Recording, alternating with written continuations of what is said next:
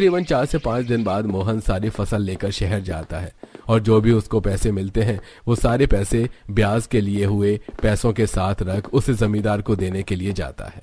1 हफ्ते पहले तुम्हें मेरे पैसे देने थे और तुम 1 हफ्ते के बाद आ रहे हो। अब ब्याज दुगना हो चुका है। कब तक दोगे मेरे सारे पैसे? अरे जमींदार जी, आप ये क्या कर रहे हैं? आपने जितना मुझे ब्याज बताया था मैं उतना ही ब्याज लेकर आया हूँ और आप अब ब्याज दुगना कर रहे हैं। ये तो नाइंसाफी है। आपने मुझे पहले इसके बारे में क्यों नहीं बताया? अरे ये जमींदार का काम है, समझे तुम लोग जितना बोला है उतना करो। मैं तुम्हें 1 हफ्ते की मोहलत दे रहा हूँ। अगर 1 हफ्ते के अंदर मेरे सारे ब्याज के पैसे तुमने मुझे नहीं दिए तो फिर मुझसे बुरा कोई नहीं होगा, समझे तुम?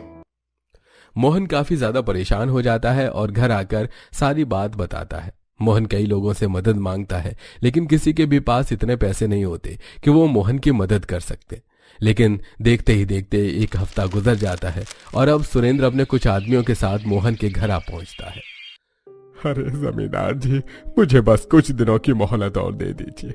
मैंने 1 तो लोगों से बात की है, जैसे उनके पास पैसे का इंतजाम होगा मैं उनसे पैसे लेकर आपको दे दूंगा। अरे जितना समय तुम्हें देना था मैंने दे दिया, लेकिन अब और नहीं।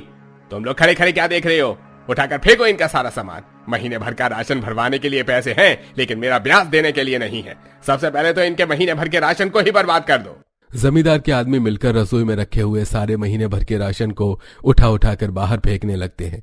जमीन पर आटा, चावल, दाल, मसाले बिखरे हुए थे, जिसे देख सुरेंद्र के पैरों में वो जा गिरता है। जमींदार साहब, ऐसा मत करिए, हमारे राशन को तो मत फेंकिए। आप इस तरह बर्बाद कर देंगे तो हम खाएंगे क्या? भगवान के लिए रहम करिए। मैं आपसे वादा करता हूँ, मैं आपके सारे पैसे चुका दूंगा जल्द से जल्द, लेकिन ये सब रोक दीजिए। अब ये सब नहीं रुकेगा, मैं सब कुछ बर्बाद कर दूंगा। सुरेंद्र के आदमी उस गरीब परिवार का सारे महीने भर का राशन फेंक कर वहां से चले जाते हैं, जिसे देख जहां एक तरफ सुरेंद्र काफी खुश था तो वहीं दूसरी तरफ पूरा गरीब परिवार रो रहा था। सुमित्रा और कल्पना बड़ी मुश्किल से थोड़ा बहुत आटा, चावल, दाल, मसाले साफ सुथरी जगह से उठाकर घर के अंदर ले जाते हैं और ऐसे ही कुछ दिन बीत जाते हैं।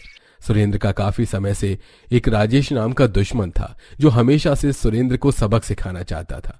इसलिए वो रात में अंधेरे का फायदा उठाकर सबसे पहले सुरेंद्र के खेतों में दवाई मिलवा देता है, जिससे उसकी सारी फसल बर्बाद होती है और गोदाम में रखे हुए राशन की चोरी भी करवा देता है। साथ ही साथ सुरेंद्र ने आज तक तिजोरी में जितना भी पैसा जमा किया था वो सभी चोरी करवा देता है। अब आएगा सुरेंद्र को मजा। अब देखता हूं मैं अमीर जमींदार कौन है, वो सुरेंद्र या मैं। अगले दिन सुरेंद्र ये सब देखता है तो वो समझ जाता है कि ये सब हो ना हो